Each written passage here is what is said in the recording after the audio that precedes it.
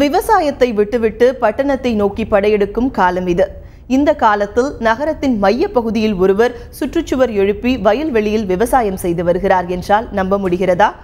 ஆனால் நம்பித்தான் ஆக வேண்டும். திருச்சி புத்தூர் அக்ரஹாரத்தைச் சேர்ந்தவர் சீனிவாசன். இவருக்கு வயலூர் சாலையில் சீனிவாசன் நகர் மற்றும் கல்லாங்காட்டில் 12 ஏக்கர் விவசாய நிலம் உள்ளது. மாநகர வளர்ச்சியால் தற்போது அந்த பகுதிகளில் குடியிருப்புகள் வந்துவிட்ட போதிலும் விவசாயத்தை கைவிட மனமில்லாதவர் அவர். தனது வயலை சுற்றி சுவர் எழுப்பி குடியிருப்புக்கு மத்தியில் விவசாயம் செய்து வருகிறார் அவர். விவசாயியாக பிறந்தேன், விவசாயியாக இறப்பதையே பெருமையாக கருதுகிறேன் என்கிறார் இந்த 85 வயது சீனிவாசன். அப்போ சொல்லுவாங்க அவங்க ஃபாதர் கொடுத்தாரு கிராண்ட் ஃபாதர் ப்ராப்பர்ட்டி நம்ம பூர்வீக சொத்துன்னு சொல்லிட்டு இன்னொரு 20 வருஷம் கழிச்சு வந்து பார்க்கும்பொழுது வீடாக இருக்கும், இதே அபார்ட்மெண்ட் ஆகிடும். அப்போ வந்து பார்க்கும்போது அவங்களுக்கு ஒரு திருப்தி இருக்கும். பணம் கொடுத்து பாருங்க, பணம் ஒரு காலம் இன்ட்ரெஸ்ட் தான் கிடைக்கும். பட் ஆனால் பூமியை கொடுத்து பாருங்க, அதோட சந்தோஷமே வேற. விவசாயம் லாபகரமான தொழில்தான்.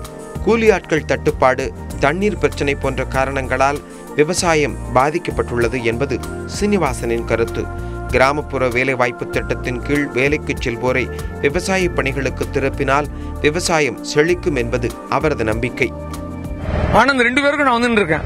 காரணம் வந்து நான் லேண்ட் ஓனர் பக்கத்தில் நின்னாக்க அவங்களுக்கு ஒரு திருப்தி.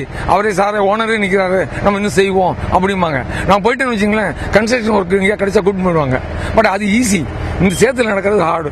அதனால கவர்மெண்ட் என்ன பண்ணணும்னு கேட்டால், இந்த சீசன் அக்ரிகல்ச்சர் சீசன் வரும்பொழுது இந்த வரக்கூடிய காலத்தில் இந்த 100 நாள் வேலை திட்டத்தை க்ளோஸ் பண்ணி இந்த அக்ரிகல்ச்சர் ஒர்க்கு நடவு நாத்துப்பறி நடவுக்கு போக சொல்லிட்டு அனுப்பிச்சிட்டு அதுக்கப்புறம் அவங்க எடுத்துக்கிட்டாங்கன்னாக்கா எங்களுக்கு ரொம்ப சந்தோஷமா இருக்கும். நாகரிக வளர்ச்சியால் விவசாயத்தை கைவிட்டுவிட்டு வேறு துறைகளில் கவனம் செலுத்தும் இன்றைய தலைமுறையினர் விவசாயத்தை வளர்க்க பாடுபட்டால் நாடு வளர்ச்சியை எட்டும் என்பதில் சந்தேகமில்லை என்கிறார் சீனிவாசன்.